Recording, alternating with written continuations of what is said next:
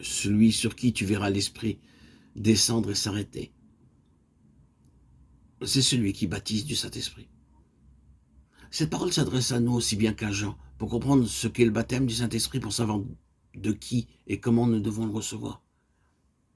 Il faut que nous aussi nous voyions Jésus, celui sur qui l'Esprit est descendu et s'est arrêté. Il faut que nous voyions Jésus baptisé du Saint-Esprit. Il faut que nous cherchions à comprendre qu'il en avait besoin, qu'il s'y soumit, que c'est par la puissance qu'il en reçut, qu'il put mourir de la mort dont il mourut et ressusciter ensuite. Tout ce que Jésus nous donne, il a commencé par le recevoir lui-même et se l'approprier personnellement. Et tout ce qu'il a acquis est à nous. Il veut que nous le possédions, nous aussi. Celui sur qui nous voyons l'Esprit s'arrêter, c'est celui qui baptisé du Saint-Esprit.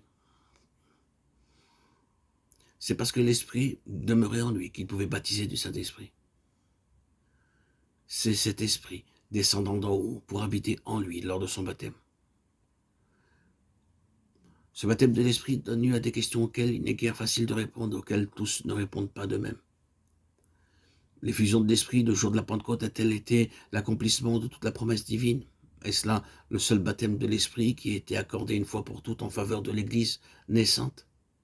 Ou bien l'effusion de l'Esprit sur les disciples dont parle le 4e chapitre des Actes, celle qui fut accordée aux Samaritains, Acte 8-15, aux païens dans la maison de Corneille, Acte 10-5, et aux 12 disciples à Éphèse, Acte 19-6, ne doivent-elles pas être considérées comme autant d'accomplissements de cette promesse? C'est lui qui baptise du Saint-Esprit. Le sceau de l'Esprit que reçoit chaque croyant au moment de sa régénération doit-il être tenu pour un baptême de l'Esprit, ou bien faut-il, comme le croient quelques personnes, attendre une grâce nouvelle qui sera accordée plus tard?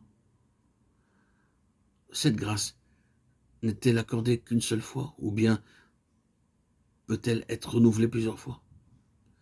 Peu à peu, nous trouverons la solution de ces difficultés en continuant à étudier ce sujet dans la parole de Dieu. Mais il est important de ne pas s'arrêter dès le début à des points d'importance secondaire.